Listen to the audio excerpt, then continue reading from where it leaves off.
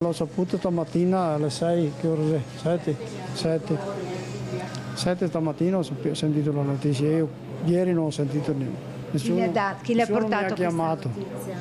Domandi? Chi le ha portato questa notizia della morte di Stefano? Per telefono. E lo zio Fernando Bottaro a raccontare con la voce spezzata il momento in cui, dopo aver appreso dalla figlia della tragedia della morte sul lavoro del nipote Stefano Bottaro, 61 anni, avvenuta sul piazzale della ditta MC Transpel a Tombelle di Vigonovo, ha dovuto anche caricarsi di un compito difficilissimo: raccontarlo all'anziana madre del nipote. Siamo andati col parroco perché la mamma non sapeva ancora.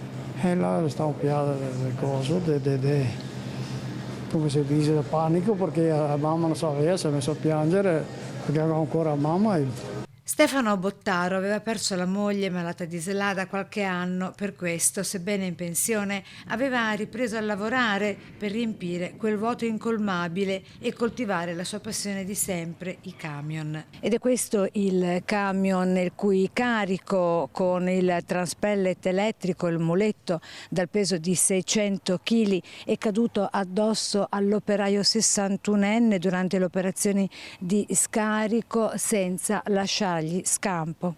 Siamo davanti all'ennesima morte sul lavoro e non possiamo considerarla una fatalità. Così il sindaco, che sta valutando un modo per ricordare Stefano e tutte le vittime che non dovrebbero esserci. La famiglia Bottaro è una famiglia molto numerosa, peraltro a Tombelle anche molto attiva, quindi che sì, avevo avuto modo di conoscere anche Stefano, e per questo a maggior ragione sentiamo più vicino, come dire, il dolore e anche l'impegno di riuscire a dare in qualche modo un contributo che sia utile per alleviare un po' la sofferenza delle figlie, dell'anziana mamma. Poi è la voce di un conoscente a sollevare dubbi su come siano andate le cose. Il nodo resta tutto attorno a quel muletto elettrico, al suo peso insostenibile e a chi lo abbia collocato dentro al tir insieme al carico pronto per partire per la Toscana, trasformandolo in una trappola mortale. Però io dico solo che un muletto così per metterlo sopra un bancale è stato utilizzato un altro muletto.